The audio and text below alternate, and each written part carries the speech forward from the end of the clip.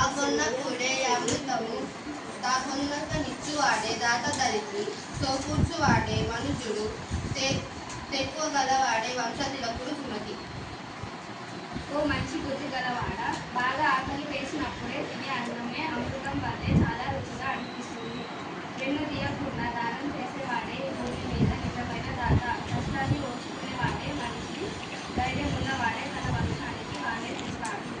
ఎట్లా అంటే మనం కష్టం ఉన్నా ఇష్టం ఉన్నా సరే ఆకలి ఎవరైనా ఆకలి వేసినప్పుడే ఆకలి అన్న అడిగినప్పుడు అన్నం పెట్టాలి కదా. అట్లా పెట్టకుండా వాడు దాచుకున్నాడు అనుకో దేనికి పనికి వస్తుంది? తను అడగపోయినా దానం చేసేవాడే మంచివాడిగా కీర్తి చెందుతాడు, వాడి కీర్తి ప్రతిష్టలు పెరుగుతాయి. ఈ భూమి మీద నిలవాలి అంటే మంచి పనులు చేయాలి, ఆకలి ఉన్నవాడికి అన్నం పెట్టాలి, డబ్బు లేని వాడికి డబ్బు ఇవ్వాలి, పేదవాళ్ళకి బట్టలు దానం చేయాలి. అడగకుండానే చేసిన వాడు భూమి మీద కీర్తి ప్రతిష్టలే సంపాదించుకుంటాడు.